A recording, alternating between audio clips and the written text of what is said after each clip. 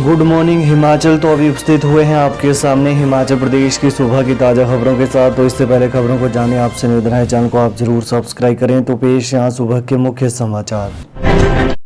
NHAI ने लिया सबक 4 लेन के लिए 90 डिग्री में नहीं काटे जाएंगे पहाड़। प्रदेश में 4 लेन बनाने के लिए अब 90 डिग्री पर पहाड़ों की कटाई नहीं की जाएगी। इसके लिए राष्ट्रीय राजमार्ग प्राधिकरण ने मापदंड बदलने का फैसला लिया है। इससे पहाड़ों को अधिक नुकसान नहीं होगा। मापदंड में बदलाव करने के लिए जल्द ही तकनीकी टीम भी पहाड़ों का मुआयना करेगी। इसके बाद सड़क निर्माण में पहाड़ियों की कटिंग यदि गुंजाइश होगी तो ही की जाएगी। बता दें कि इससे पहाड़ सुरक्षित रहेंगे और अधिक नहीं दरकेंगे। इसके साथ साथ 4 लेन निर्माण करने के लिए एक्सपर्ट समेत भू विशेषज्ञों की भी राय ली जाएगी। इसके बाद ही ड्राइंग तैयार की जाएगी। यह फैसला राष्ट्रीय राजमार्ग प्राधिकरण के सबसे पहले 4 लेन प्रोजेक्ट परवाणु सोलन में दरकती हुई पहाड़ियों को देखते हुए लिया है। वहीं इस प्रोजेक्ट में अब एक्सपर्ट की राय लेने के बाद नई तकनीक को अपनाकर दरकते पहाड़ों को भी टिकाया जाएगा। विजिलेंस ने सरकारी विभागों में चल रहे गड़बड़ जालों पर कसा शिकंजा, FIR दर्ज। चंबा जिले के सरकारी विभागों में चल रहे गड़बड़ जालों पर विजिलेंस ने शिकंजा कसना शुरू कर दिया है। एक सप्ताह में विजिलेंस ने 2 सरकारी विभागों पर कार्रवाई की है। 2 दिन पहले NH कार्यालय में चल रही टेंडर प्रक्रिया में गड़बड़ी की शिकायत मिलते ही विजिलेंस टीम ने तुरंत छापा मारा। इस दौरान टेंडर से संबंधित दस्तावेजों को अपने कब्जे में लिया। इसके साथ कार्यालय में रखे हाजिरी रजिस्टर की भी जांच की। इस मामले में विजिलेंस की जांच प्रक्रिया जारी है। वहीं शनिवार देर शाम को विजिलेंस ने क्षेत्रीय अस्पताल चंबा में तैनात डाटा एंट्री ऑपरेटर के खिलाफ रिश्वत मांगने को लेकर FIR दर्ज की। जिला मुख्यालय के साथ डायग्नोस्टिक सेंटर CT स्कैन खोलने के लिए कंपनी ने मुख्य चिकित्सा अधिकारी कार्यालय में आवेदन किया था। अब बेकार नहीं होगा, भांग का डंठल बनेगा बायोडिग्रेडेबल प्लास्टिक। IIT मंडी के स्टार्टअप ने विकसित की तकनीक। हिमाचल में भांग का डंडा यानी डंठल अब बेकार नहीं होगा। इससे बायोडिग्रेडेबल प्लास्टिक बनेगा, पर्यावरण को संबल मिलेगा, रोजगार के अवसर सृजित होंगे। वहीं विदेशों पर बायोडिग्रेडेबल प्लास्टिक की निर्भरता समाप्त होगी। भांग के पत्ते और बीज दवा बनाने के काम आते थे, वहीं पौधों के डंडों को फेंका या जलाया जाता था। भांग का पूरा पौधा काम आ सकेगा। भारतीय प्रौद्योगिकी संस्थान IIT मंडी के स्टार्टअप ने डंठल से बायोडिग्रेडेबल प्लास्टिक बनाने की तकनीक विकसित की है। वहीं हरियाणा के फरीदाबाद की उखी इंडिया प्राइवेट लिमिटेड को स्टार्टअप के तहत IIT मंडी ने इसी वर्ष 25 लाख रुपए की वित्तीय सहायता दी थी। कई राज्य सरकारें अब भांग की खेती को वैध करने पर काम कर रही हैं। धार पंचायत में 2 भाइयों पर भरपा कुदरत का कहर, भारी बारिश से गिरा 2 मंजिला मकान। मंडी जिला के तहत ग्राम पंचायत धार के कोटगांव में 2 भाइयों का 2 मंजिला स्लेटनुमा मकान भारी बारिश के कारण धराशायी हो गया।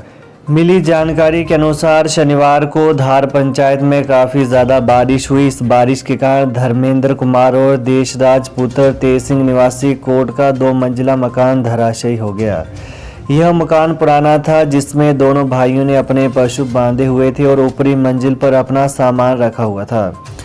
वहीं पशुओं को पहले ही निकाल लिया गया था, लेकिन सामान घर के अंदर ही था। वहीं मकान के गिरने से दोनों भाइयों का करीब 5 लाख का नुकसान हो गया है। प्रभावित धर्मेंद्र और देशराज ने बताया कि उन्होंने इसकी सूचना पटवारी और पंचायत को दे दी है। उन्होंने प्रशासन से उचित मुआवजा देने की गुहार लगाई है।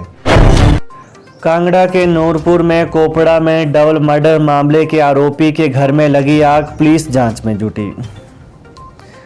कांगड़ा जिला के नूरपुर क्षेत्र की पंचायत कोपड़ा में डबल मर्डर मामले में आरोपी अंकुश के कच्चे घर को आग लग गई।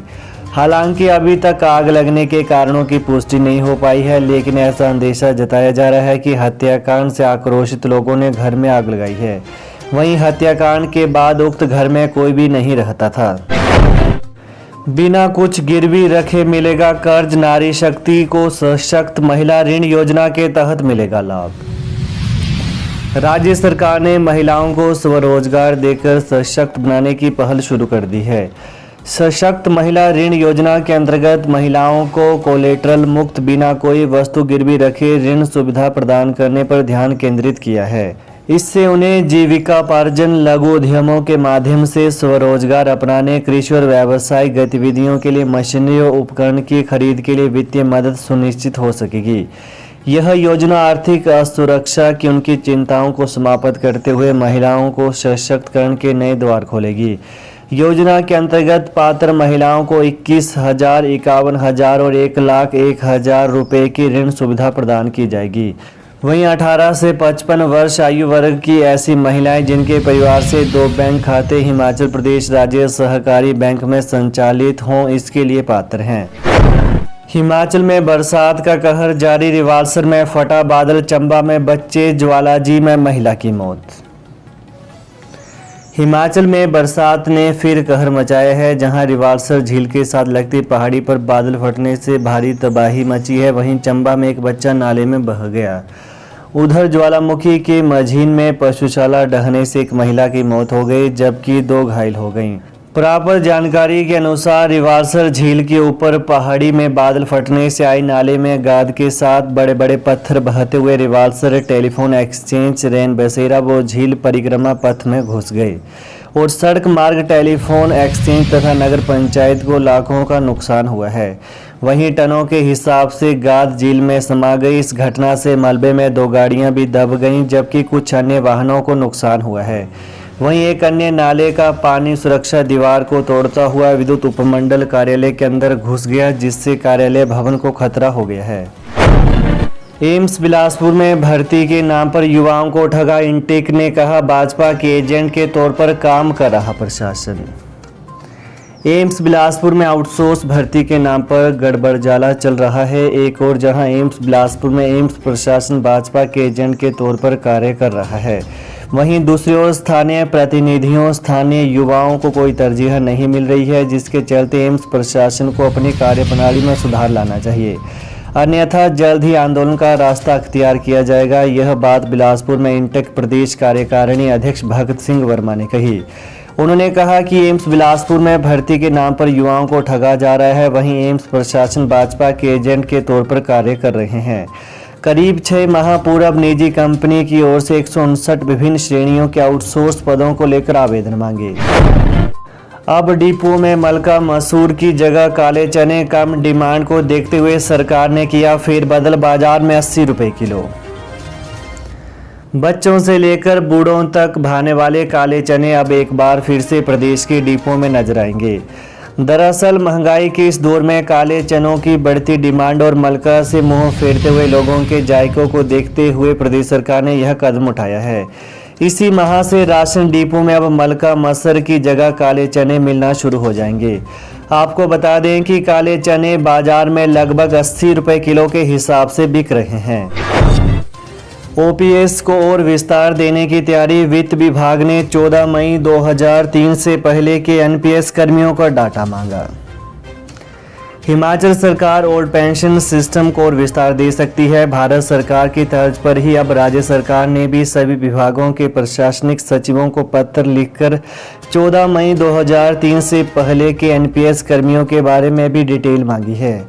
यह जानकारी आने के बाद मामला कैबिनेट तक जाएगा और कैबिनेट यह फैसला लेगी कि ओल्ड पेंशन लागू करने के प्रावधान में बदलाव करना है या नहीं।